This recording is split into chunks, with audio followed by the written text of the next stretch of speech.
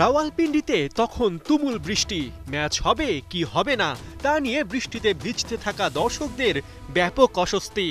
এমন সময় ক্যামেরার ফ্রেমে উঠে এলো টাইগারদের ড্রেসিং রুম। দলের অবস্থা ভঙ্গুর হলেও বৃষ্টি স্নাত দুপুরে শান্তকে দেখা গেল খোশ মেজাজে। নাহিদ রানা, তাওহিদ হৃদয়, তানজিদ তামিম, কারো মুখ থেকেই হাসি সরছে না। অবশ্য ওই সময় আরও একটা ছবি দেখানো হয়, যেখানে বাংলাদেশের দুই ফ্যান বিষণ্ণ মনে জুবুথুবু হয়ে মাঠ ছাড়ছেন। পাশাপাশি এই দুই ছবি দিয়ে আইসিসির প্রডিউসার যা বোঝাতে চেয়েছেন তা বুঝতে খুব একটা কষ্ট হবার কথা নয়। তবে পাকিস্তানের ড্রেসিং রুমের অবস্থা ছিল একদম উল্টো। রিজওয়ানদের চোখে মুখে হতাশার ছাপ স্পষ্ট। বোঝাই যাচ্ছিল ডিফেন্ডিং চ্যাম্পিয়ন হিসেবে গ্রুপ পর্ব থেকে বিদায় নেয় শুধু ক্রিকেটাররা নন, কোচ, সাপোর্টিং স্টাফ থেকে পিসিবি কর্তা সবাই মুষড়ে পড়েছেন। খেলা হচ্ছে না তাতে কি, সহকারী কোচ আজহার মাহমুদের ইনস্ট্রাকশন মনোযোগের সাথে শুনছিলেন পেসার নাসিম শাহ।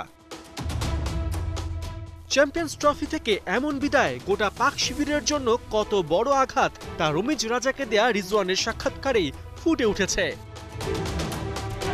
স্বাভাবিকভাবেই শেষ কয়েক সপ্তাহ ধরে ফলাফল ভালো না।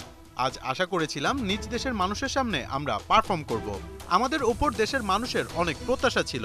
ফ্যানরা আপসেট হয়, আমরাও হতাশ। কয়েকটা ইনজুরিতে দল ডিস্টার্ব হয়েছে। কদিন বাদেই নিউজিল্যান্ড যাচ্ছি, এখানকার ভুলগুলো ওখানে শুধরে নিতে চেষ্টা করব। পাক ক্যাপ্টেন আপসেট হলেও বাস্তবতা মেনে নিয়েছেন বাংলাদেশ অধিনায়ক নাজমুল শান্ত। পাশাপাশি প্রথম দুই ম্যাচ হারলেও সেখানে নাকি ইতিবাচকতা খুঁজে পেয়েছেন।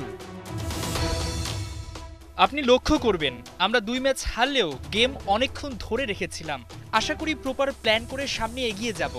আগে ফাস্ট বোলারদের নিয়ে স্ট্রাগল করতাম, এখন রানা, তাসকিনরা ভালো করছে। রিশাদের মতো রিস্ট স্পিনার আছে। স্ট্রাইক রোটেশন নিয়ে আমাদের প্রপারলি অনুশীলন করতে হবে। ছেলেরা এখন বুঝতে পেরেছে তাদের করণীয়। অধিনায়ক জানালেও ক্রিকেটাররা আসলে কতটা বুঝতে পেরেছেন আর কতটা ভুল শুধরে নেবার সামর্থ্য রাখেন তা টাইগার ফ্যানরা ভালোই জানেন। আক্ষেপ একটাই, তুমুল বৃষ্টিতে বাংলাদেশ দলের ড্রেসিং রুম যেমন ঝাপসা হয়ে গেছে, তেমন ঝাপসা হয়ে গেছে ক্রিকেট নিয়ে তাদের স্বপ্ন, প্রত্যাশা। পার্থ বণিক, ৭১।